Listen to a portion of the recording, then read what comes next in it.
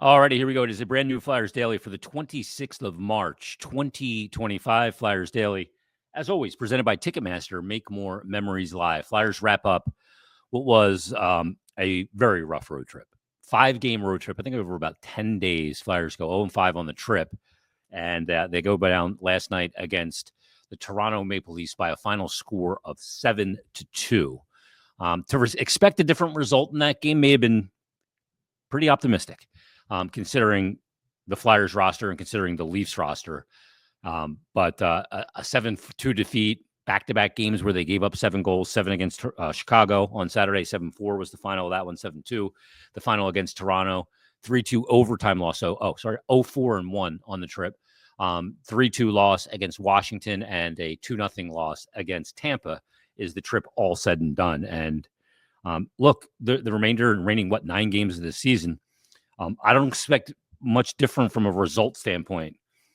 Maybe not 7-2, but win-loss standpoint for this Flyers team. It's going to be tough. They are down 5 players that they traded in season that have not been replaced with players that are of equal or greater value. They are also down Garnet Hathaway and Rasmus Ristolainen. You take 7 players off of an 18-skater NHL roster and don't replace them with as good or upgraded players, you're going to have a team that is outmanned on a nightly basis. And we're seeing that. We're seeing, you look at, obviously, Toronto, a very good team in a push for the number 1 spot in the Atlantic Division. And they out-talented the Flyers. And that's not shocking. No one should be shocked by this. This is the part of the rebuild that sucks. This is the hardest part. When you tear it down, this is where you end up. And to be shocked by it or be shocked by the Flyers looking like they're really far away right now is no breaking news. You're not breaking news when you say, well, the Flyers are further away than I thought. Look how they're playing of late.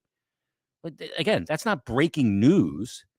That's obvious. When you constantly take away from the roster and don't replace with as good or better, your team knocks down a notch for every one of those things you take away. And that's part of this rebuild. And that's part of why they are where they are right now. There is a pivotal date in this rebuild.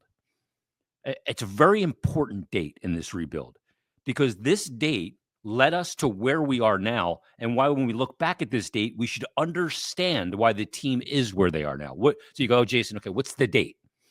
It's March 6th, 2024. That's the date.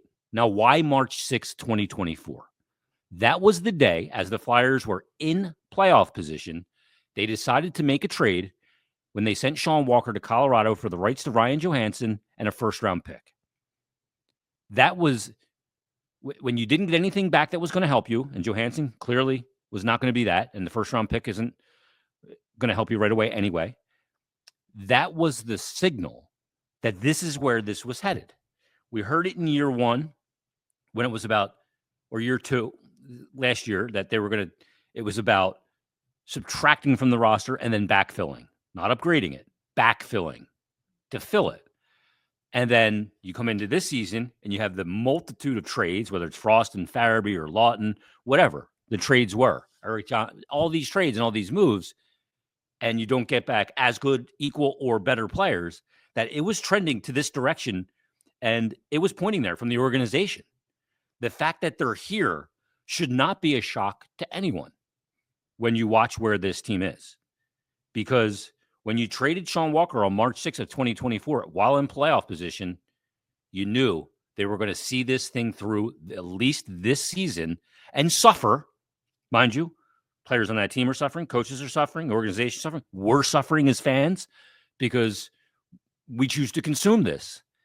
But this is part of that process. This isn't like all of a sudden they decided to tank. It was always trending to this from the date of March 6, 2024, and the move for Sean Walker with Colorado to right now. That's where they are right now. And it was the navigation on your phone, your Apple Maps, or whatever you use, your Garmin, is that the old thing? It was pointed right to here, to where we are right now on March 6th of 2024. So we should not be shocked by it. Now, as far as the Cam York benching, and I saw a multitude of people, and I went back and forth with a couple of people that either DM me or sent me text messages that I correspond with about Cam York being benched in the game. He was benched basically 50 minutes of this game after he didn't compete hard enough and was, in my opinion, was way too casual on the first goal that John Tavares scored at 10:37 of the first period. Flyers win a D-zone draw, and he just doesn't go back on it hard enough. There's just not enough urgency to his play. And I said it at the first intermission to Brian Smith. I said, it's going to drive the coaching staff crazy that it was way too casual, because you can control that. That's your compete level. That's your standard of play. And this coaching staff, along with many coaching staffs around the league, Rick Tocchet did it last week with Elias Pettersson, played like 9.5 minutes in a game because he lacked compete in key situations. This is how coaches hold players accountable. They bench them. Yeah, you can go off on them in the locker room, show them video and all this stuff and say stuff. But the ultimate hammer for a hockey coach is what? It's playing time, because no player likes to be benched. That's the hammer. That's how accountability is distributed. And, frankly, some of the people that text me, I'm disappointed in, that I thought understood this. Again, a standard of play and playing hard and competitive, whether these games mean nothing or they mean everything. And right now, obviously, none of us are delusional enough to think that these games mean something in the standings, that this team's fighting for a playoff spot, whatever it is. We understand that they're playing out the string. But a standard that you have set of accountability for the organization and a non-negotiable of playing hard and being a professional and finishing this season with dignity was breached. So to just look the other way is the wrong thing to do. This game, to me, yeah, it means nothing in the standings, but it still means something to compete as a player. And maybe you learn even more when games don't mean anything and you find players that do compete in that situation and ones that don't. Because it's a non-negotiable to compete. And again, you can control that. You can make bad decisions, wrong decisions in a game. That's the game of hockey is. But the decision not to compete hard enough is sometimes a subconscious decision or a conscious decision. But it cannot be met without adjudication. It cannot be overlooked because the games mean nothing. Otherwise, your standard doesn't mean crapola. It doesn't mean bleep. Because, again, either a standard of accountability is for everyone and all the time, or it's for no one and it's none of the time. You can't pick and choose. So because these games mean nothing, you can't let it go. You have to have accountability. So I had no problem with the benching. I said to Bill Meltzer, I said, he earned it by not competing on that play and being way too casual. I was fine with the benching. Now, how Cam York responds, that's up to him. Totally up to him. But you can't put yourself in that position. And again, accountability is for everyone or it's for no one. It's all the time or it's none of the time. And one thing that can travel with the group that remains here when they start to build going forward is going to be accountability and a standard of play. Otherwise, you're not going to go anywhere until you have that. Too many organizations, these organizations that have been in perpetual tank rebuild mode for year after year after year, that have talent, their problem is they have no freaking accountability. There's no one accountable in the organization or the front office that they move forward or on the roster. Guys get away with stuff like that. And some coaches and managers have let them get away with it. And that's why they never move forward. Until you get that accountability or you come back with that accountability as you do a rebuild, you're going nowhere. You go nowhere without it in this sport. I don't know how it is in basketball. I didn't play basketball. I don't know how it is in football. I'm sure it's there in football. We hear about it a lot with the Eagles and other teams. In baseball, you got to be accountable in team sports, individually and as a group. If you don't do it, you don't have anything. You will not be a winner. It's the trait of being a winner. And is this team winners now? Right now? Hell no. They don't have the roster to be winners right now. But this is the next part of the equation. Keep that standard moving forward.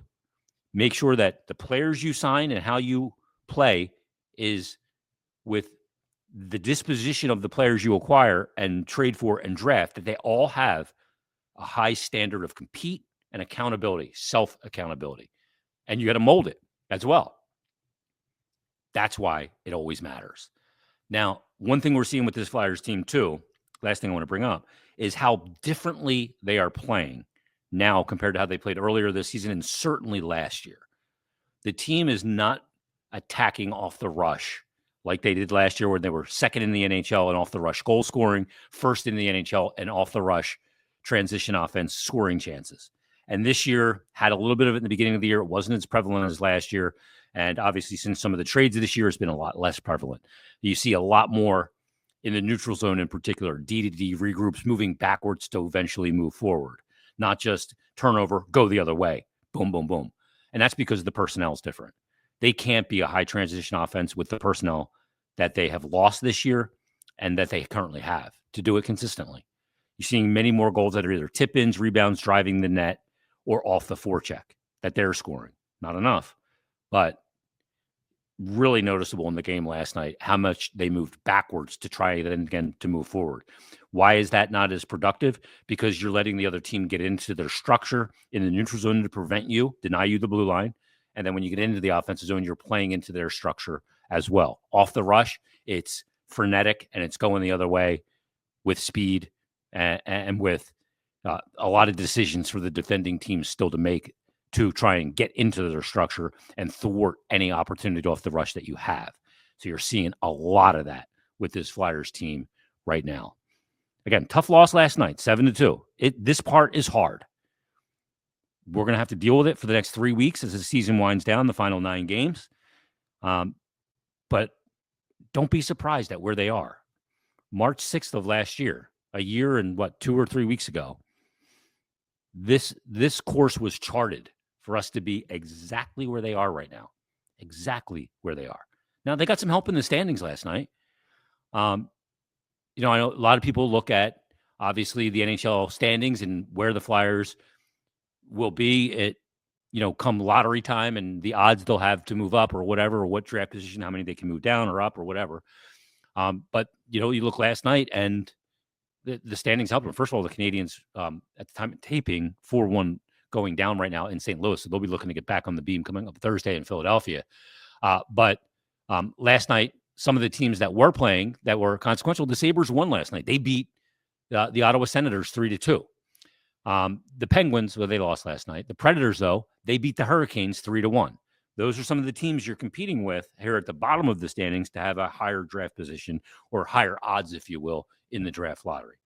So some things go the Flyers' way. A 7-2 loss, I'll never celebrate it. I'm not going to do it. I'm not going to celebrate. Yeah, they lost and these other teams won.